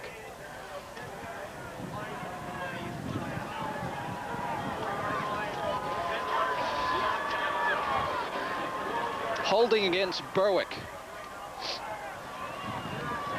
We have holding on the offense. It's 3rd down. It is holding against the offense. It's a 10-yard penalty. The ball is moved to the 45-yard line. Let's just take a look at it here. Paulus, quick 2-step drop, and he throws it to Orlando, who just makes a quick slant in. Orlando, since dropping that pass in the end zone, has really picked up his concentration. He's catching everything thrown his way. Double slot. Paulus. Looking, Paulus throwing. Incomplete. Some hesitation by Mason on the far sideline. Paulus goes over to talk with his wide receiver, say, I thought you were going to cut it up. It's the case of being on the wrong page. Mason hooked it up. Paulus thought he was going to keep going down the sidelines. I was talking about all these shutouts in the playoffs for the Bulldogs thus far. Everybody talks about this offense and Soboleski and Paulus, but they have a great defense. Oh, yeah. Their defense has kept them in, well, not in a lot of ball games. They've been in every ball game, but they've been the unsung heroes as well. I mean, pitching shutouts left and right. 4th down and 19. Paulus will punt it away. It's at the 45. Good snap. Good boot. Good boot. Fielded at the 8-yard line, where Lauren Cook steps out of bounds. Field position indicative of the type of game Manheim Central has had today. They're going to have to go in the offense inside their own 10-yard line. Really must be demoralizing for Central Manheim, because they came out here all hyped up thinking they could do something against this team. They do well on their opening drive and then just fumble the football, and from that point on totally get the air taken from them. And Ron Paulus really has worked with surgical precision here this afternoon, both running the football and passing the football. He has been the catalyst here. The Barons come out with trips to the near side. 5:56 to go, 4th quarter. Thompson, the pitch. This is Brett's. Bo Payne comes up and wrestles him down at the 5. Brett's on the carry. Brought down by number 40, Dave Bopayne for the Bulldogs. Dave Bopayne, what a player this kid's been all season. That's what I mean about Bo Payne. He's so quick. He's really not that big of a guy. He's only 175 pounds, but he's one of the toughest kids you'll ever want to meet. He made up some serious yards on this play because he got suckered inside, but then really made his way out to the outside to make the tackle on Brett's. Loss of 2 on that last play, 2nd down and 12.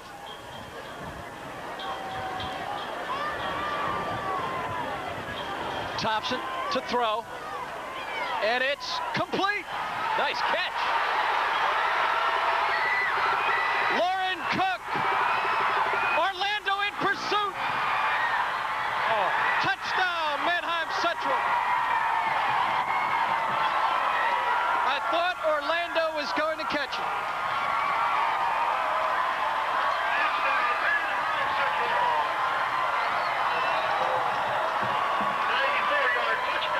A 95-yard touchdown play.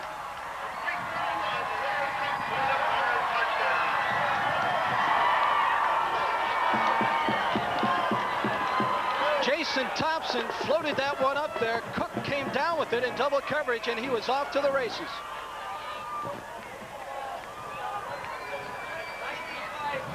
I jinxed them talking about all those shutouts. It is now 29-6. Just a great play, and boy, Orlando showed some speed on that play. He almost caught up to Cook. The Barons will go for 2. Thompson throws. It's deflected. Incomplete. 4:58 to go in this football game. Manheim Central gets on the scoreboard. Berwick's lead now at 29-6.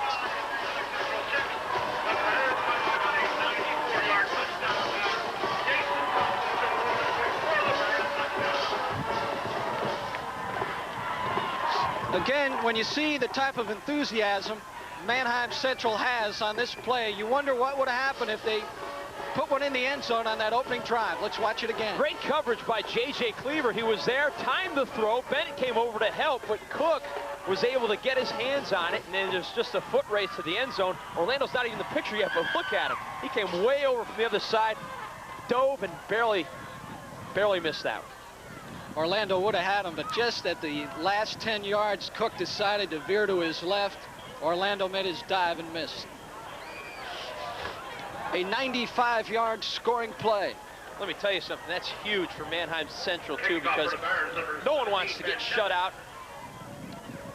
They got 6 points at least on the board, and can at least have one positive play to look at when this thing is said and done. Deppin with the kickoff.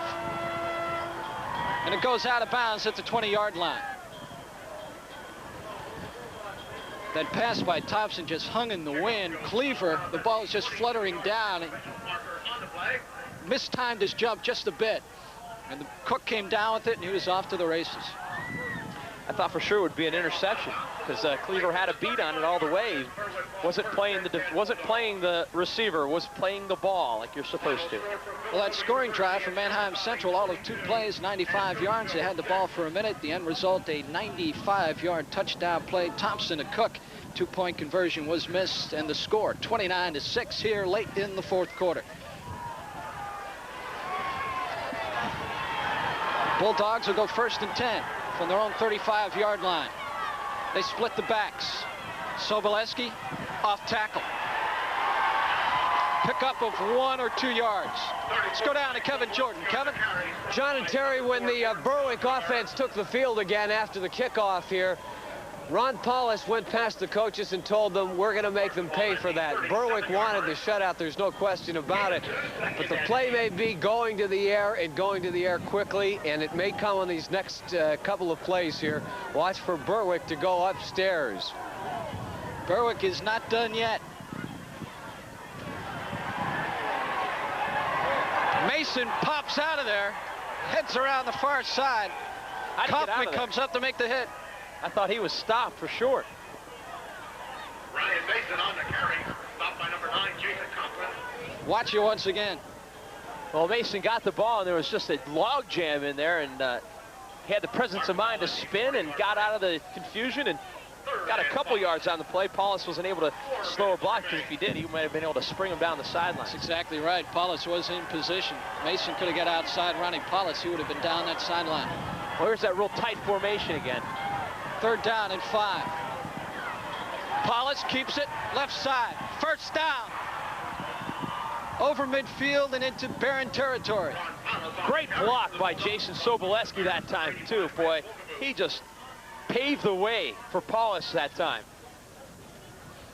Watch it again. Keep an eye on number 99 on this play if you can. Watch Soboleski just land base this defensive back. It actually wasn't a big hit, but it was just enough to turn him outside, and that is why Paulus got the 1st down. Just knowing Soboleski was coming at you opened up that hole. Yep. The ball inside the 50, 49-yard line of the Barons. 1st and 10 for the Bulldogs. Fumble off the snap. The Barons have the football.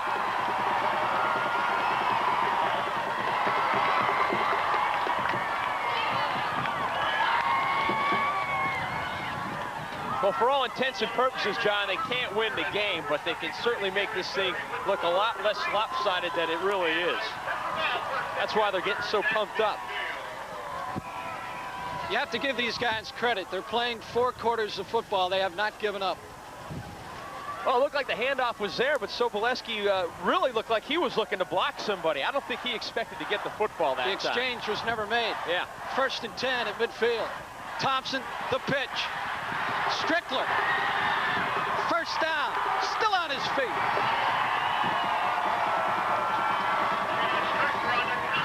They look like the team we saw in the opening minutes of this ball game. Too little, too late right now, but you'll be sure that Berwick will start tightening things up. Strickler is a tough runner. Once again, Beaupain hustling across to make a tackle. Well, actually, Strickler broke free, but Beaupain did hustle across to make the first initial hit, and everyone else came in to clean up. But Berwick's going to tighten things up here with 2.5 minutes to go. 1st and 10, Berwick 36. Thompson throwing, complete, 30-yard line. Once again, Cook on the reception. Pick up a 7 on the play, 2nd down and 3. Well, here we got Thompson in just the reverse pivot, fakes into the line, and a quick throw as he sprints out to his right, little waggle action, and Cook runs a nice pattern out there. They had a couple receivers open, as a matter of fact, on that play. Thompson got the ball to Cook. Slot to the near side, split backfield. Hand off to Bretts. Gets a couple, does not get the 1st down. Stop at number 50, Ryan Wolf. Ryan Wolf and J.J. Cleaver on the tackle. 3rd down, and we'll call it 1. 1 minute, 39 seconds to go in this championship ball game. Berwick Bulldogs are headed to Altoona, looking to come home with their 2nd state championship. Quick pitch, Strickler gets outside the end, gets the 1st down.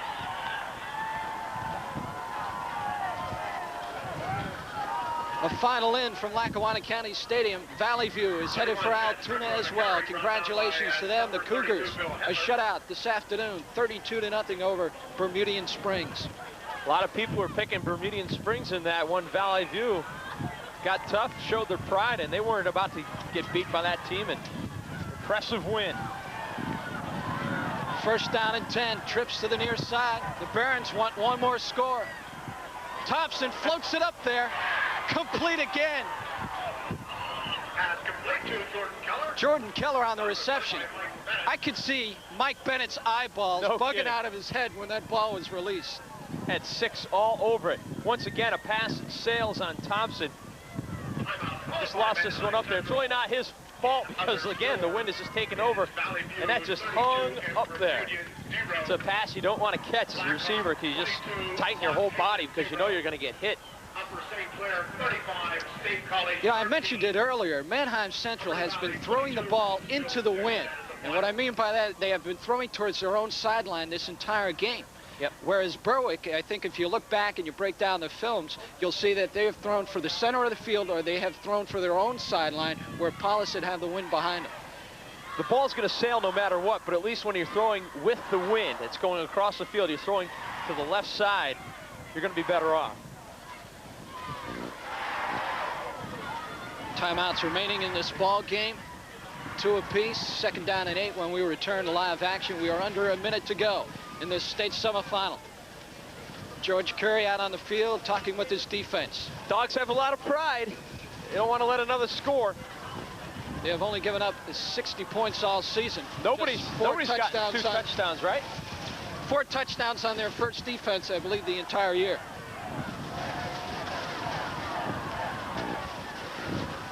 The pitch.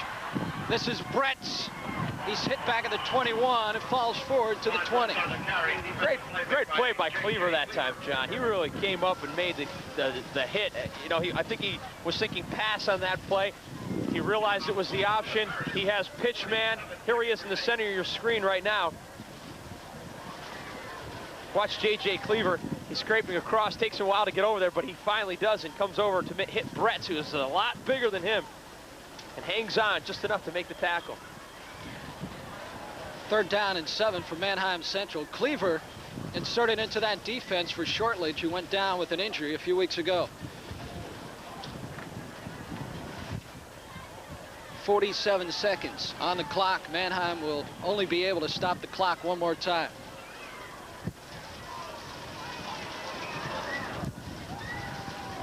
Another final in. Blackhawk has defeated Lock Haven by the count of 23-0. So the Berwick Bulldogs will play for the state championship next week against Blackhawk, who shut out Lock Haven this afternoon 23-0. Thompson rolling, Thompson throwing, incomplete. Another fantastic play by Cleaver. Cleaver is all over the field, number 88. Defensive play by number 88, J.J. Cleaver for Berwick. 4th down and 7. He timed that one perfectly, John. Another junior on this Berwick team. He'll be back. Great defensive play. Watch it one more time. Cleaver lined up on the corner as the right side. Knows where the ball is coming. Has his receiver blanketed. Gets his left hand in there, too. Nice play. Didn't touch the receiver. No interference on the call. The Barons do not convert here. The Bulldogs will take over and run out the clock. 4th and 7. Keller in motion. Thompson to throw. Thompson goes down. Ryan Wolf, number 50, with the sack. Defensive play number 50, Ryan Wolf, along with number 90, Brad Kishball. The Bulldogs will take over on downs. 33 seconds on the clock. They will just run it out, leading 29-6. We haven't called Wolf's number too often this afternoon, but he's been taking care of a lot of the mess inside. That time he shook free from the center and put a good hit on Thompson. Thompson looks like he's going to have enough time, and he's just getting ready to release it, but Wolf comes in and wraps him up nicely. Bo Payne or Kishball there also to finish him off. The Berwick Bulldogs are headed for Altoona. Polished down to an E. The clock continues to run, and that will be the last play of this football game. The Berwick Bulldogs are Eastern Pennsylvania champions. They will now head for the state title next Saturday afternoon in Altoona. The final from Hersheypark Stadium. Berwick 29, Manheim Central 6. Well, there you see Ron Paulus. He was the trigger man this afternoon. He took matters into his own hands. He ran the ball when he had to. He threw the ball when he had to. And despite the terrible weather conditions here and the wind, it's the worst thing you want to play in as a football player. Worse than the snow or the rain, the wind. They controlled it very well. Nothing seems to faze this team, though, John. The Berwick Bulldogs now increase their record to 14-0 on the season. Again, another methodical victory, breaking out to a 29-0 lead and then holding on 29-6. The final once again from Hersheypark Stadium. Berwick 29, Manheim Central 6.